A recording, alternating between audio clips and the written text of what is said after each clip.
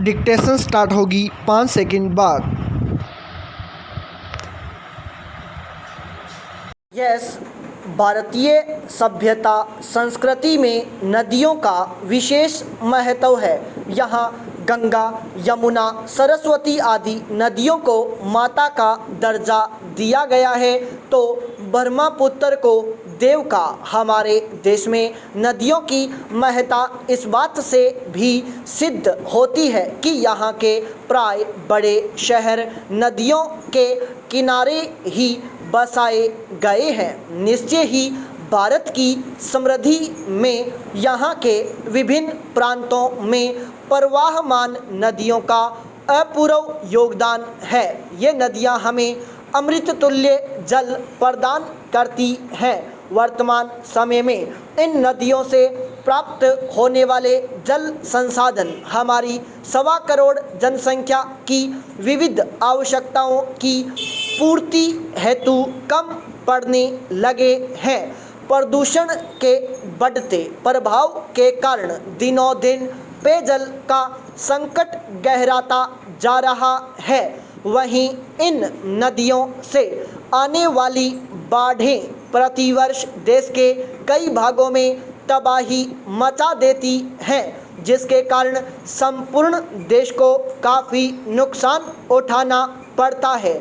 इन्हीं सब समस्याओं के निराकरण के उद्देश्य से राष्ट्रीय जनतांत्रिक गठबंधन सरकार ने अक्टूबर 2002 में महत्वाकांक्षी नदी जोड़ो परियोजना का शुभारंभ किया।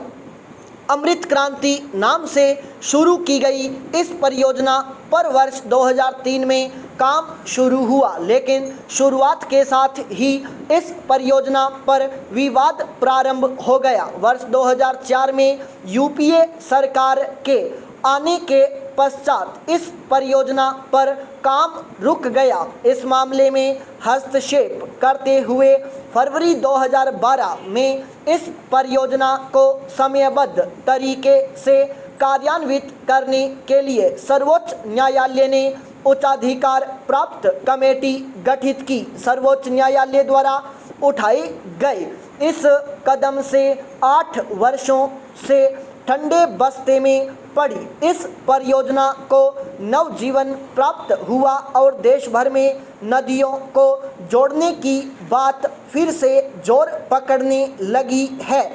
इस परियोजना के लिए राष्ट्रीय जल विकास एजेंसी द्वारा भारत की नदियों को 2 वर्गों में विभाजित किया गया। प्रथम श्रेणी की नदियों में हिमालय आदि ग्लेशियर से निकलने वाली गंगा, यमुना जैसी नदियां हैं, जिनमें गर्मियों में भी पानी बहुत कम नहीं होता। कृषि, पेयजल, पनबिजली आदि क्षेत्रों में काफ़ी उपयोगी होने के बावजूद ये नदियां अपने आसपास के क्षेत्रों में भीषण बाढ़ लाकर तबाही मचाने में भी कोई कसर नहीं छोड़ती। द्वितीय श्रेणी की नदियों में मुख्यतः दक्षिण भारत में प्रवाहमान पहाड़ी प्रदेशों से निकलने वाली नदियां हैं, जो वर्षा ऋतु में तो भयंकर बाढ़ लाकर विनाश का तांडव मचाती हैं, पर गर्मियों में पानी के लिए तरसती हुई मृतप्राय हो जाती हैं। इन दोनों श्रेणियों की नदियों से भारत के सभी प्रदेशों में पूरे वर्ष आवश्यक जलपूर्ति की जा सके और बाढ़ के भीषण संकट से छुटकारा मिलने के साथ ही साथ बाढ़ आदि के समय काफ़ी मात्रा में बर्बाद होने वाले जल का नहरों आदि के माध्यम से विभिन्न उपयोगी कार्यों में प्रयोग किया जा सके। इन्हीं मानव कल्याणार्थ उद्देश्यों को ध्यान में रखकर नदी जोड़ो योजना को प्रारंभ किया गया। इस महत्वाकांक्षी योजना से जुड़े वैज्ञानिकों व इंजीनियरों का मानना है कि देश की नदियों को आपस में जोड़ने से यहाँ की 90% कृषि योग्य भूमि को सिंचाई आदि की सुविधाएं प्राप्त हो सकेंगी। गंगा, ब्रह्मपुत्र आदि नदियों से आने वाली बाढ़ों को रोककर दक्षिण भारत की नदियों में गर्मियों में भी जलापूर्ति की जा सकेगी। इस योजना के लाभ स्वरूप खाद्यान्न उत्पादन 2 गुना होने से बढ़ती जनसंख्या हेतु खाद्य आपूर्ति की समस्या का निदान हो सकेगा। इस उपयोगी योजना से विद्युत उत्पादन कम से कम 2 गुना हो जाएगा। जल परिवहन के क्षेत्रों का भी विस्तार होगा। कृषि, ऊर्जा निर्माण, यातायात, उद्योग आदि क्षेत्रों का विकास होने से रोजगार के अवसर भी बढ़ेंगे। इससे शहरों की ओर पलायन को रोकना संभव हो सकेगा। उत्पाद में भी कम से कम 4% की वृद्धि हो सकेगी। पाई पैराचेंज निश्चय ही नदी जोड़ो योजना को देश के लिए बहुपयोगी एवं अत्यंत लाभकारी बतलाया जा रहा है, पर यह भी उल्लेखनीय है कि योजना आयोग के द्वारा इसे पूर्णतः अव्यावहारिक बताया जा चुका है और पर्यावरणविदों द्वारा भी इसे भविष्य के लिए खतरनाक बताया जा रहा है।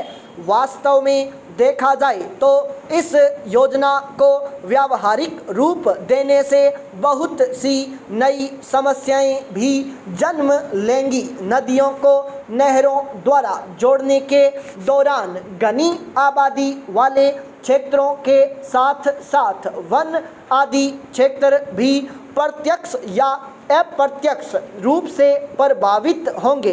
देश भर में नहरों का जाल बिछाए जाने से वन क्षेत्र कम होंगे और बड़ी संख्या में लोगों को विस्थापन का दंश भी झेलना पड़ेगा। बांधों के बनाने के दौरान कई क्षेत्र जलमग्न हो जाएंगे। नदियों को आपस में जोड़ने के बाद बरसात के मौसम में नदियों में एक साथ बाढ़ आने से उस पर नियंत्रण करना संभव न हो सकेगा। गंगा व ब्रह्मपुत्र का संबंध नेपाल व बांग्लादेश से होने के कारण इनके जल उपयोग को लेकर अंतर्राष्ट्रीय मनमुटाव उत्पन्न होने की संभावना से भी इनकार नहीं किया जा सकता। देश के प्रांतों में भी जल विवाद उत्पन्न होने की प्रबल संभावना है।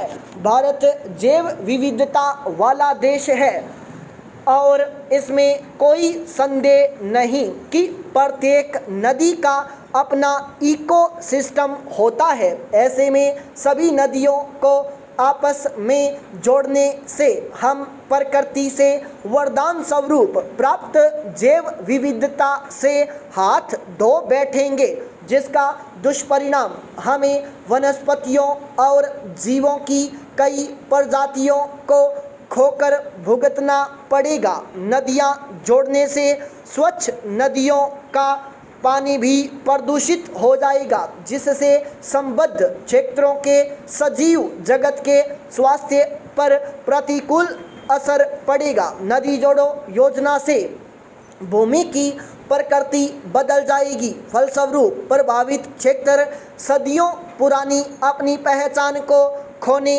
लगेंगे। निश्चय ही वर्षा और धूप के अलावा पानी और मिट्टी के रासायनिक तत्व संबद्ध क्षेत्र के पेड़ पौधों के स्वरूप को प्रभावित करते हैं। नदियों को जोड़ने से न सिर्फ खेती का तरीका बदल जाएगा, बल्कि अर्थतंत्र पर भी प्रतिकूल प्रभाव पड़ेगा। निष्कर्षतः यह कहा जा सकता है कि सरकार द्वारा चलाई जा रही इस परियोजना में सजीव जगत के हित की अनदेखी न हो, पर्यावरण को नुकसान न पहुँचे, सिर्फ अपने स्वार्थ की पूर्ति हेतु हमारी आने वाली पीढ़ियों को भीषण संकट का सामना न करना पड़े। इन बातों को विशेष महत्व दिया जाना चाहिए। सिर्फ योजना को पूर्ण करने के नाम पर अनावश्यक रूप से नदियों को आपस में न जोड़ा जाए, इसका ध्यान रखना भी आवश्यक है। सरकार को जल संकट से उबरने के लिए नदियों को जोड़ने की तुलना में भूजल संरक्षण से संबद्ध कानून बनाने पर जोर देना चाहिए और देश की जनता को जल की बर्बादी रोकने हेतु जागरूक करना चाहिए। देश में असली अमृत क्रांति तो यहाँ के लोगों में जल उपयोग के प्रति जन चेतना जागृत करके ही लाई जा सकती है। स्टॉप।